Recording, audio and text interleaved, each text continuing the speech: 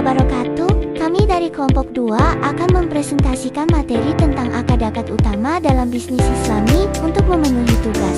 Pertemuan 14 anggota kelompok kami terdiri dari 10 orang dalam bisnis syariah. Akad adalah pilar utama yang menentukan halal dan berkahnya sebuah transaksi. Untuk mempersingkat waktu, mari kita langsung simak penjelasan materi.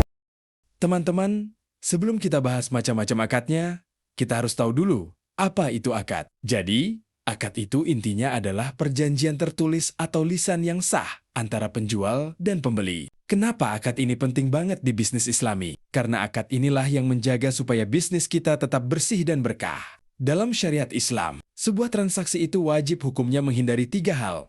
Pertama, riba atau keuntungan dari bunga modal. Kedua, gharar, yaitu adanya ketidakjelasan atau nipu-nipu soal barang. Dan yang ketiga, maisir alias spekulasi atau judi. Kalau 3 hal ini hilang, insya Allah bisnisnya jadi berkah.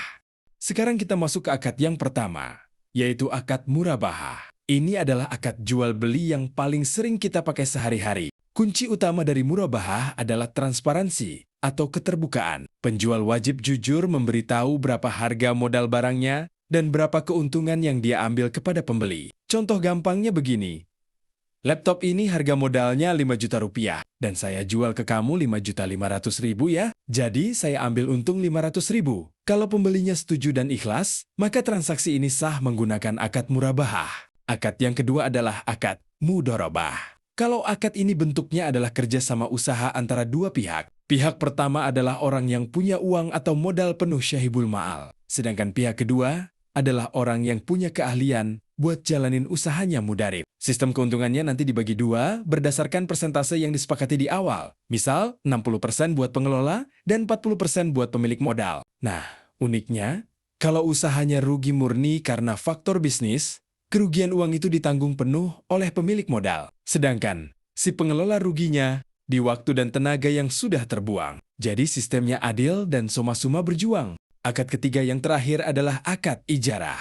Berbeda dengan jual beli, ijarah ini adalah akad pemindahan hak guna atau manfaat atas suatu barang atau jasa dalam waktu tertentu dengan membayar upah atau sewa, tanpa memindahkan kepemilikan barangnya. Di dunia bisnis, ijarah ini dibagi 2. Yang pertama adalah sewa aset. Contohnya kita sewa ruko buat tempat jualan atau rental mobil operasional. Yang kedua adalah sewa jasa. Contohnya kita membayar upah atau gaji ke karyawan, desainer grafis, atau editor video setelah tugas mereka selesai. Syaratnya, tarif dan durasinya harus jelas di awal.